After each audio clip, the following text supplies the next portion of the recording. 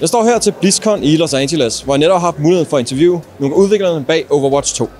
Jeg snakker blandt andet om den nye hero, Morga, men også andre fede ting, der kommer til spillet.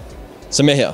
Yeah, I think every hero needs to have their own sort of archetype or their own like gap in the roster that they fill. They need to bring something new to the game, both from a gameplay perspective, but also from a like lore and story and personality and sort of like globe-trotting adventure perspective. And so, you know, when the team sets out to make a new hero, it can start from a bunch of different places. It can start from a really cool idea for a gameplay kit that someone has, or it can start from a really cool fantasy that someone wants to explore, like Space Ranger, I think is a really cool example of that. So it can come from a lot of different places. And the great thing about a game like ours is that there are so many different spots in the roster that haven't been filled yet, or new ways to play different roles that haven't been filled yet, that it feels like there's infinite ideas that they can still explore. And it can come in a number of different forms too. Like it can either be, hey, there's an idea that we have for a Samoan hero, for example, where this is a part of the world that we really haven't represented or explored yet. Or it can come from, hey, we have this kit that we think is really fun. What kind of a person might be employing this kit? Like how might they play and where might they be from? And so there's examples, I think, from all over the roster of the nationality of the character coming from different places, either coming from the very beginning or coming in later once gameplay was sort of figured out. Take a hero like Roadhog right now. Like Roadhog is not super popular at the moment. Roadhog is getting, and I'm also a Roadhog enjoyer. So Roadhog is getting a big rework. And a lot of that is because Roadhog's existing kit was a little bit too powerful, a little bit too sharp in that like the one-shot capability was too strong. It was pretty frustrating to play against. And so when the team brought him down to sort of remove that frustration, it just made it clear that a change was needed. And so that ended up manifesting in a rework. Whereas other heroes might just get balance changes. And so like, or like minor mechanical changes. Like Sojourn is a good example of some of the things that we've done with right click and things over time, just to try to like make the character fit in a little bit better from a balance perspective without changing the core identity. So it really just depends on the situation and what it is that's problematic with the kit. With Sojourn was pretty powerful, so just bringing that power down to kind of be in line with everybody else was really great. Roadhog was just very sharp to play against, and so just sort of like making the kit a little more well-rounded so it didn't feel as frustrating to play against, but it was still fun to play as.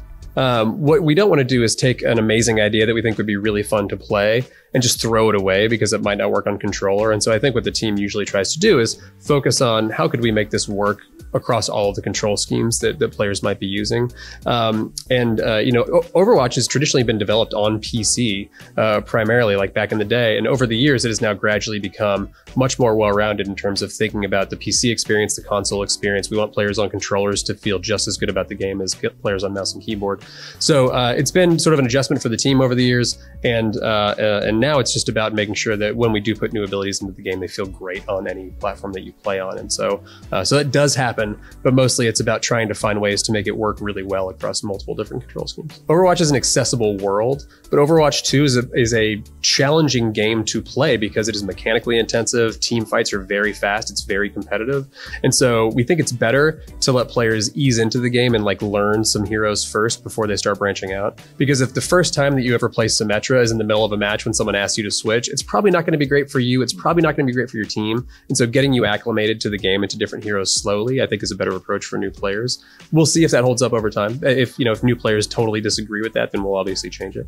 And then with regards to heroes in the battle pass, we've made some changes to put them earlier in the battle pass to make them easier to get so that there isn't as much of a lag time. But there is like a constant question for us is this structure the right one? Do we need to reevaluate it? And every time we release a hero, we're looking at that to make sure we're still doing the right thing. One of the biggest things is just giving players choice and agency over what it is that they get in the battle pass. Like we have a very kind of simple version of a battle pass right now. It's very linear. It's all about like, you can see all the things you're going to get. So it's very clear, but you might not care about those things. And if the hero skins that are in the pass are not for heroes that you play, then it might not be that exciting to you. What we want is to, still have a bunch of great stuff in there, but to really make it something where you get to pick the things that you can get and you have a little bit more choice over getting things that you're excited about as opposed to getting your 700 spray that maybe you don't love. We want to kind of move past that and make the battle pass something where every time you're progressing in it, you feel really great about it and you feel like you're getting something of value. The shift to 5v5 has been great from the perspective of it is competitive and it is fast and it is much more intense. But the potential downside for some players there is that it is more intense and there is a lot more personal accountability in everything that you do. And so that's something we're constantly looking at. Like, is this the right balance of sort of accessible gameplay for people who want a competitive experience without that constant pressure that just feels like if you play a tank, you have to be on 100% of the time. So we're always looking at it. It's something we're evaluating. I think if you look back to Overwatch 1 at the end when there was like a double shield metas and stuff, the game is just much more dynamic and fun now for many players. But that doesn't mean that there weren't great things about 6v6 too. And so we're always looking at it. We're looking at some fun experiments for next year just to like try out some new ideas. And I think that'll be kind of really helpful for us in guiding the future of the game. And also like doing things that players maybe don't expect us to do. So there's a lot to look forward to. I don't want to spoil any of it, but I do think that the shift to 5v5 has been really positive for the game, even though it does mean it is a more competitive, more aggressive game. We always want to make sure that we're filling out the roster, and right now we have a lot of DPS heroes, and we had sort of a gap in both tank and support where there wasn't as much diversity of play in those roles. And so giving those players things that we think could be really exciting, like with Illari, I think we did that. Illari is a very fun support to play, but can also be very offensively powerful, where Lifeweaver is sort of the opposite, where Lifeweaver is like very utility focused and now has good healing output, even though at launch, maybe not so much. And so it really is about sort of how do we fill out the roster to make sure that if you love support or if you love tank, you have something that you can play, as opposed to only DPS players feeling that they have a wide variety.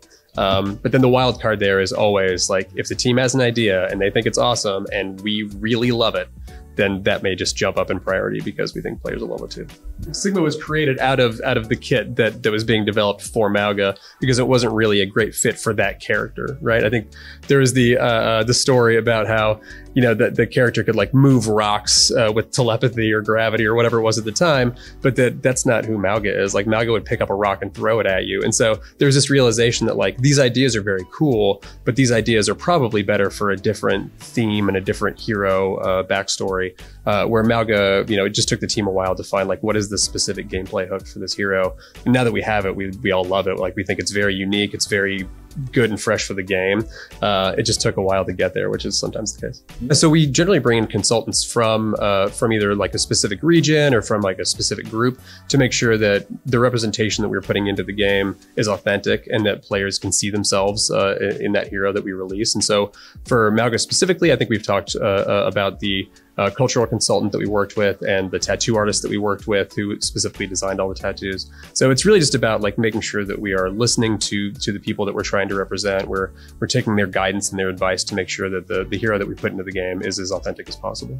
There's a lot of maps that really had something special and just feel very iconic to the world of Overwatch. And Hanamura was absolutely one of those. I think it is like a theme that we all love. I am a person who has cherry blossom tattoos on his arm. And like, it's just something we wanted to get back to. And this felt like a really great opportunity to put that space back into the game, but then to use it for something very different. I won't give any details, but we definitely are thinking similar things for other maps that players have loved. Looking at the win-loss rates and looking at pick rates and things like that to make sure that we understand how players are engaging with a given hero. And what's interesting is that those things vary pretty wildly across skill levels. And so you may see a hero that has like a really high win rate at like very high skill levels of play, but then they're barely used or they have a really low win rate at lower skill levels. And so the team is always looking at these and trying to keep our heroes within a certain range. And so, you know, for wins and losses, there's a very specific range that we look at. And then when there's outliers, we try to either like bring them down because clearly they're too strong, or to bring them up because clearly they're not performing the way that we want them to. And then, you know, like I mentioned earlier, the fixes for those things are very situationally dependent. So it really comes down to like, what is the reason that players aren't picking this hero anymore? Is it because they are not as powerful in the meta? Is it because, you know, the maps that they're usually getting played on are like, they're only situationally useful. Like some players have thought that about Symmetra in the past and things like that. So yeah, it really just depends. I think Sojourn was a good example of when I joined the team, one of the first events I went to was Overwatch League Grand Finals last year. And watching the Sojourn on Sojourn battles was unbelievably fun. But instantly my first thought was like, wow, we got to do something about this. This is too much. And so the team was able to find a much better place for Sojourn. But yeah, it really just depends on the situation, and every hero is unique, right? So the solutions are always unique too. If the team isn't working together super well, and if the other team knows what to do, like Widowmaker can be shut down very quickly. But it really depends on the skill level of the players, it depends on the team. And the thing about Widowmaker is that the fantasy is so strong for that hero that if you tried to take Widowmaker and make her something totally different, it just wouldn't work anymore. Like Widow's a sniper. Like that's Widow's whole thing. And so that's one that we're always looking at and trying to figure out, like, okay, how does Widowmaker fit into the meta? Like, how oppressive is too oppressive? Like, how frustrating is too frustrating? Because if a hero is a little bit sharp but they can be countered very easily, that makes it less of a problem. But if they're sharp and frustrating to play against and they can barely ever be countered, that's a problem. And so, people will always complain about Widow, and I totally understand that, and I want to empathize with it. But also, I think Widow has a critical role in our game. Widow is a very specific character that that we all love, even though she can be frustrating. The thing that I will say is that the role that Mauga is intended to play is like a very aggressive in-your-face tank, where a lot of our tanks have a more methodical play style, or they have a very in-and-out sort of a play style. So like your Winston and your Doomfist, who are like highly mobile and have like good escape. Mauga is really about getting into a fight and staying in a fight, and that's like kind of a unique thing for us. Doesn't have the mitigation that say like a Reinhardt has with the shield, and so Mauga can be very, very strong. Mauga also needs a team to be very, very coordinated. And if the team isn't coordinated, or the Mauga overextends without the team, like that's it. And so in certain situations, Mauga is just an in-your-face, aggressive, brutal, bruiser of a tank. But it also requires a lot of teamwork and coordination. Mauga feels a little bit strong in the preview that we're doing right now, which we'll tune by the time we launch the hero. But I think that Mauga is going to fit a really unique role in the hero roster, and I'm just excited to see how people use him. I think we'll be talking about the 2024 sort of like roadmap later this year or early next year, but we can't talk about details yet. Jeg er jo næsten lige så buff som Morga, men hvad synes du er det fedeste ved den nye hero i Overwatch? Skriv en kommentar nedenunder, og så tak fordi du så med.